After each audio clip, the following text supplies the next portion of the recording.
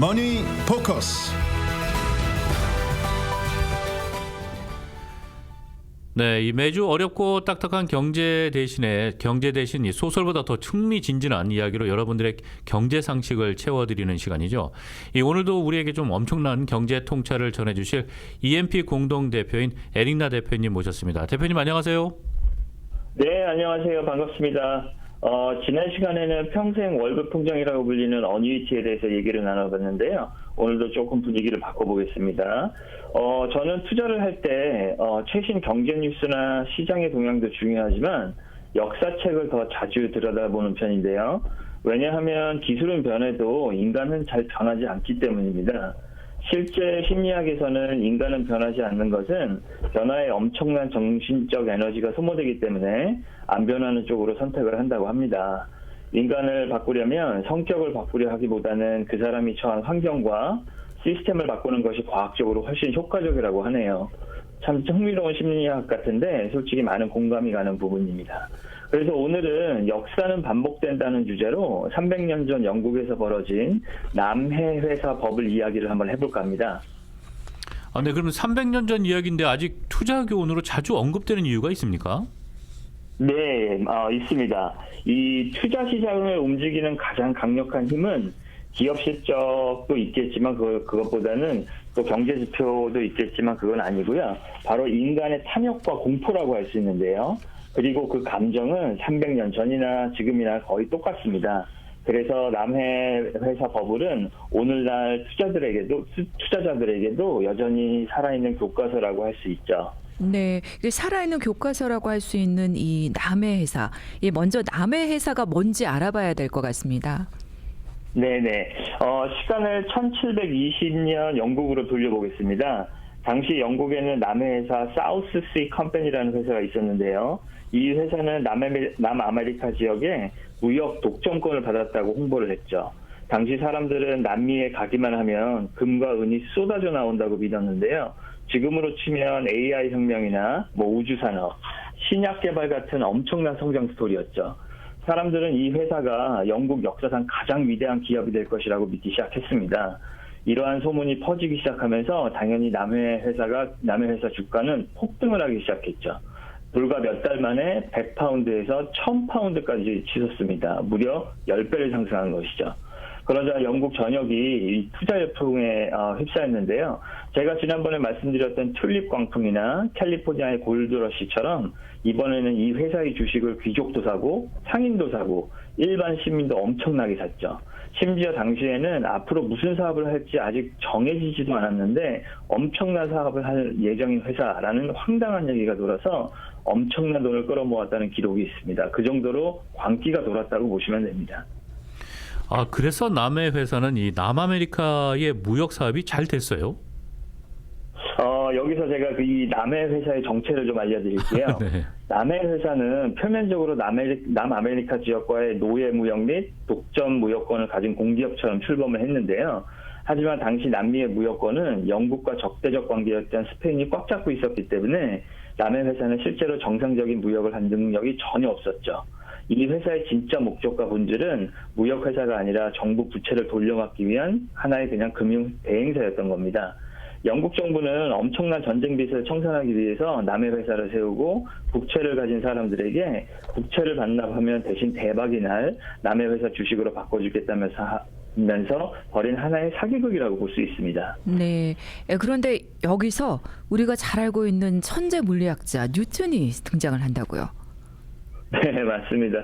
여러분들 잘 아시는 천재 물리학자 아이작 뉴턴인데요. 사과 한 알이 떨어지는 걸 보고 우주의 법칙, 즉 만유 인력을 발견했고 미적 분학을 창시했으며 빛의 비밀을 밝혀낸 장본인이죠. 한마디로 우주의 비밀을 푸는 치트키를 가진 사나이였는데요. 남의 회사에 대한 소문을 듣고 수학적 두뇌가 비상했던 뉴턴도 이 흐름을 놓치지 않았습니다. 그는 소문만 믿는 것이 아니라 냉철하게 차트와 데이터를 분석한 뒤에 남의 회사의 주식을 매수했죠. 그의 예측은 적중했습니다. 주가는 무섭게 올랐고 뉴턴은 몇 달 만에 7,000파운드, 현재 가치로 보면 수억 원인데요. 이 엄청난 이익을 남기고 유유히 주식 전량을 팔았죠. 매도를 한 거죠. 통장 잔고를 확인한 뉴턴은 흐뭇하게 미소를 지었을 텐데요. 이처럼 뉴턴은 처음에 남의 회사 주식을 사서 상당한 수익을 얻고 일찍 매도했습니다. 아주 현명한 판단이었죠. 그런데 여기서 뉴턴은 아주 불편한 상황이 오기 시작을 하는데요. 자신이 팔고 나온 뒤에도 주가가 계속 오르기 시작한 겁니다. 그래서 뉴턴은 예상대로라면 지금쯤은 거품이 꺼져야 하는데 주가가 미친 고삐 풀린 망아지처럼 더 폭등하기 시작한 거죠. 100파운드 하던 주가가 300, 500, 급기야 800파운드를 돌파하고 런던 시내는 그야말로 광기에 휩싸였습니다. 평소 뉴턴을 우러러보던 옆집 무식한 귀족도 길거리에 구두 닦기도 자신보다 훨씬 투자 경험이 부족했다고 생각했던 사람들도 오히려 심지어 왕실 하녀들까지 남의 회사 주식으로 벼락부자가 되었다며 매일매일 밤 샴페인을 터뜨렸죠. 그러자 뉴턴도 흔들리기 시작합니다. 그렇다면 여기서 이 요즘 말하는 FOMO가 온 거군요. 네, 맞습니다. 제가 지난번에 한번 말씀드렸을 때 FOMO는 Fear of Missing Out, 즉 나만 기회를 놓치고 있다는 공포인데요. 사실 투자 실패의 상당수는 정보 부족 때문이 아니라 감정 때문이라고 볼 수 있습니다. 이 FOMO 증후군은 천재의 대로 지배를 해버린 순간이 돼버린 거죠. 냉철했던 과학자의 이성은 저 안드로메다로 날아갔고 시기심과 탐욕이 그 자리를 채웠다고 볼 수 있죠. 1720년 6월 남의 회사 주가가 무려 1000파운드 근처까지 치솟았을 때 뉴턴은 마침내 결단을 내립니다. 뉴턴은 이 주식은 2000파운드 아니 5000파운드까지 간다는 믿음으로 이전에 벌었던 돈은 물론이고요. 평생 학문을 연구하며 모은 전 재산을 영끌이라고 하죠. 영혼까지 끌어모아서 대출까지 해서 최고점인 1000파운드 부근에서 풀 매수를 했습니다. 심지어 주식을 더 사기 위해서 남의 명의까지 빌리는 꼼수까지 썼는데요. 하지만 야속하게도 뉴턴이 전 재산을 집어넣자마자 남의 회사의 실체가 밝혀지기 시작했습니다. 사람들이 말하기로 이 회사 알고 보니 남미에 배 한 척도 보낸 적이 없다는데 실적이 전혀 없대 하는 소문이 퍼지면서 주가는 순식간에 수직 낙하했습니다. 1000파운드였던 주가는 아까 말씀드렸죠. 올라가는 게 아니라 800, 500, 300파운드 그리고 결국 100파운드 아래로 곤두박질 쳤죠. 말 그대로 종이 조각이 된 주식입니다. 사과가 떨어지는 중력의 법칙을 발견했으며 자기가 탄 주식 차트가 바닥으로 떨어지는 것을 막지를 못했죠. 이 폭락으로 뉴턴은 2만 파운드, 현재 가치로 보면 한 20억에서 40억 사이인데요. 이를 날리고 파산 상태에 이르게 되죠. 그리고 인류 역사에 길이 남을 만한 아주 유명한 말을 남기는데요.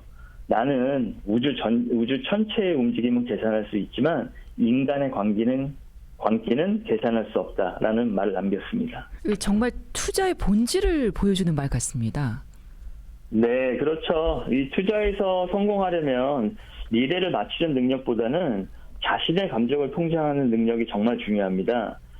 근데 뉴턴도 이기지 못한 것이 바로 이 인간의 본능이었다고 보시면 될 것 같아요. 네, 그렇군요. 아니 그런데 대표님, 이런 거품이 남의 회사 때만 있었던 건 아니잖아요. 그렇죠. 전혀 아닙니다. 제가 말씀드리는 건데 역사는 항상 반복이 됩니다. 1840년대 영국 철도 버블도 있었고요. 1929년 대공황 직전에 주식시장의 버블도 있었습니다. 그리고 잘 아시듯이 1999년 닷컴 버블도 있었고 2008년에 부동산 버블도 있었죠. 최근에는 암호화폐 열풍도 있었죠. 이름만 다를 뿐인데 패턴은 놀라울 정도로 비슷하다고 보시면 되는데요. 공통점은 처음에는 좋은 아이디어가 등장한다는 것입니다. 실제로 돈을 버는 사람도 생기고요. 그러면 언론이 이에 대해서 집중 보도하고 거기에 따라서 대중이 몰려들죠. 이후부터는 기업의 가치보다는 기대감이 더 중요해지는 걸로 볼 수 있죠. 그래서 무조건 오른다는 믿음이 생기기 시작합니다. 그리고 거품의 정점에서는 반드시 등장하는 말들이 몇 개 있는데요. 네, 어떤 말들인가요? 일단 아마 여러분 들어보셨을 거예요. 첫 번째로 카더라입니다. 많이 들어보셨을 텐데 이거 아주 무서운 말입니다. 사람들은 이상하게도 투자 전문가의 투자 조언을 믿지 않지만 과일 장사하는 내 친구의 투자 카더라는 믿습니다. 되게 아이러니하죠. 그리고 둘째는 이번에는 다르다라고 하는 말인데요. 사람들은 그럴싸하고 자극적인 스토리에 아주 열광을 합니다. 하지만 이는 투자 역사상 가장 위험한 말 중에 하나인데요.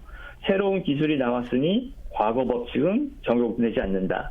새로운 시대가 열렸으니 기존의 가치 평가 방식은 무의미하다는 주장입니다. 여기서 마지막으로 하나를 더 보태면 바로 군중 심리인데요. 개인이 냉철한 판단을 포기하고 대중의 움직임을 그대로 따르는 현상인데요.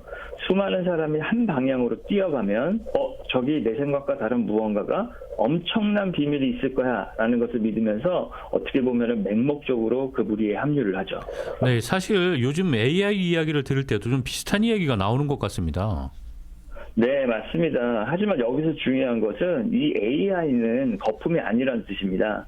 AI는 실제로 세상을 바꾸고 있는 혁신적인 기술인데요. 단순한 기술적 진보를 넘어 인류가 불을 발견하고 전기와 인터넷을 발명했던 것을 버금가는 새로운 산업혁명으로 평가받고 있습니다. 하지만 아무리 훌륭한 기술과 혁신도 적정 가치라는 게 개념까지 없앨 수는 없습니다. 역사적으로 모든 거품은 좋은 기술에서 시작됐다고 볼 수 있죠. 문제는 사람들이 그 기술의 미래 가치보다는 훨씬 비싼 가격을 지불하기 시작할 때 발생하는 것이라고 볼 수 있습니다. 네. 그렇다면 이 역사에서 우리가 반드시 배워야 할 점은 무엇일까요? 네, 우선 첫째로 자산의 그 본질적 가치에 집중을 하셔야 되는데요.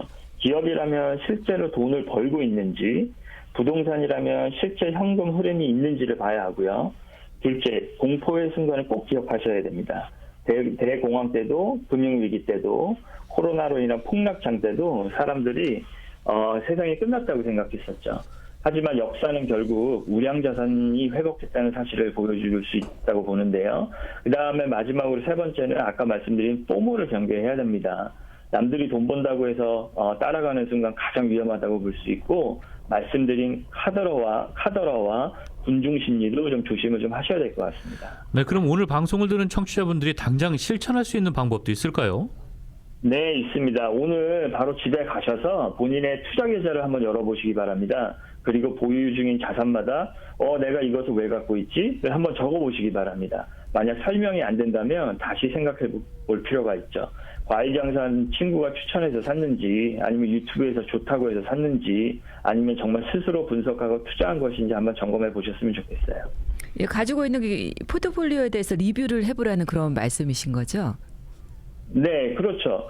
뉴턴도 정보가 없어서 실패한 것은 아닙니다. 감정이 흔들렸기 때문인데요. 투자에서 가장 위험한 것은 시장이 아니라 자기 자신일 때가 많죠. 그래서 저는 투자자들에게 늘 이렇게 말씀을 드리고 싶은데요. 시장을 분석하기 전에 먼저 자신의 감정을 분석하라고 제가 말씀드리고 싶습니다. 네, 결국 역사를 공부하는 이유는 과거를 알기 위해서가 아니라 같은 실수를 반복하지 않기 위해서란 말씀이시네요.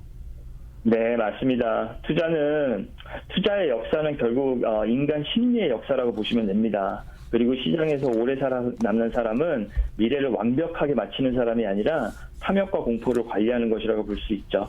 뉴턴도 이기지 못했던 인간의 본능을 얼마나 잘 다스리느냐. 그것이 투자 성공의 가장 중요한 조건이라고 저는 생각합니다. 네, 오늘도 정말 흥미로운 이야기를 했습니다. 지금까지 EMP 공동대표 에릭나 대표님과 함께했습니다. 감사합니다. 네, 감사합니다.